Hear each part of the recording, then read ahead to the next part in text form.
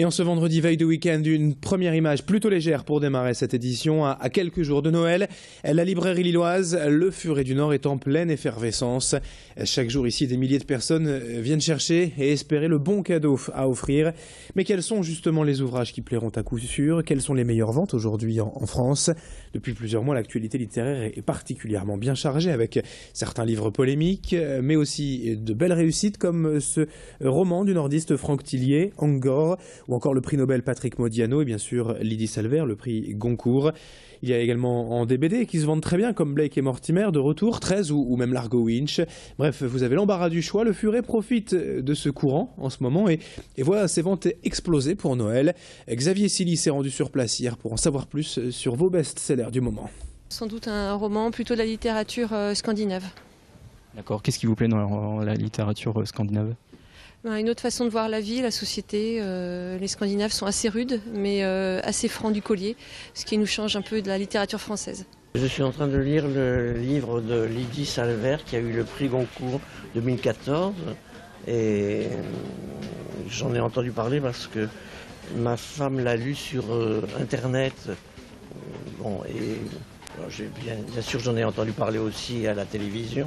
C'est des livres pour offrir, donc les titres, c'est Le Grand Cœur de Ruffin et des actualités de cette année, Charlotte.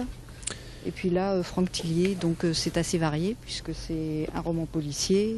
Ça permet de s'évader et comme à la télé, il n'y a pas grand-chose, c'est plus instructif de lire que de regarder la télé. Autre image dans l'actualité aujourd'hui, ce rassemblement hier à Roubaix d'une vingtaine de personnes pour demander enfin la sécurisation du poste électrique de Roubaix-Nord. 9 ans après l'accident dont a été victime le jeune Sofiane, 13 ans à l'époque, gravement brûlé ici par un arc électrique de 225 000 volts. Le garçon avait en fait voulu récupérer son ballon de foot tombé derrière les grillages et malgré cette barrière, il était parvenu à entrer sur ce site extrêmement dangereux. Début décembre, le tribunal administratif de Lille a donc déchargé EDF de toute responsabilité dans cet accident. Or, selon la famille de Sofiane, pour être en règle, le bâtiment doit être cerné par un mur d'enceinte de 2 mètres de haut, ce qui n'est toujours pas le cas depuis 9 ans, selon eux. Écoutez leur témoignage, particulièrement la maman de Sofiane, rencontrée hier par Xavier Silly. Psychologiquement, c'est pas ça du tout. Il se sent vraiment délaissé. Et pour vous finir la fin de ces mots, maman, il fallait pas me secourir, il fallait me laisser mourir dans ces cas-là. Ils ne trouvent pas ça normal, mais il n'y a pas que Sofiane qui trouve ça pas normal. Moi, je ne trouve pas ça normal. Monsieur Oukas ne trouve pas ça normal. Les habitants ne trouvent pas ça normal que ce site n'est pas sécurisé. 7h18 en direct ce matin sur Grand Lille TV. Dans le reste de cette édition, quelques belles images de la traditionnelle crèche de Noël de la cathédrale Notre-Dame de la Treille à Lille.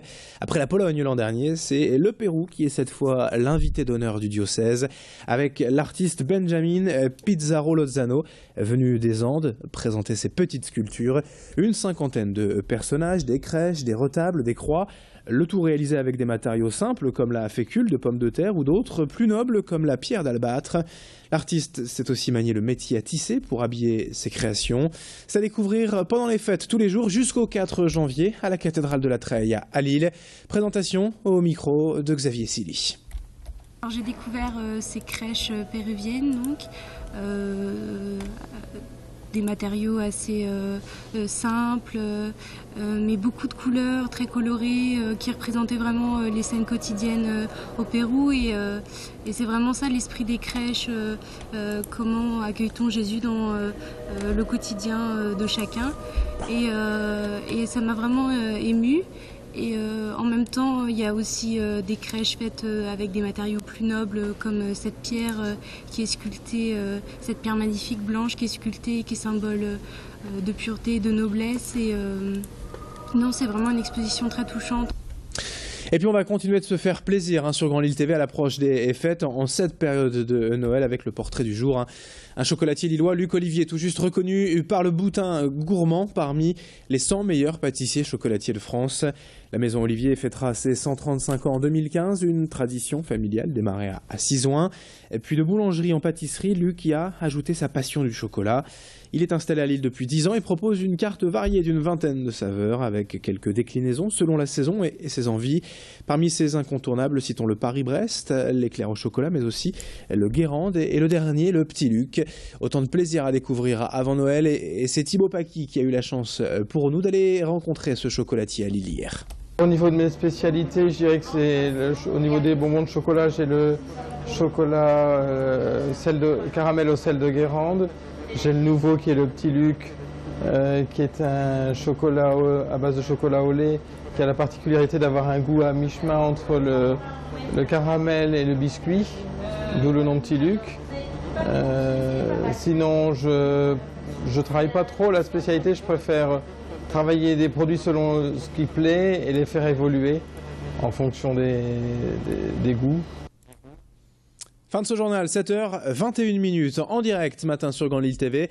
L'actualité continue avec la météo du jour dans un instant et l'infotrafic en temps réel. Voilà le programme à suivre sur Grand Lille TV.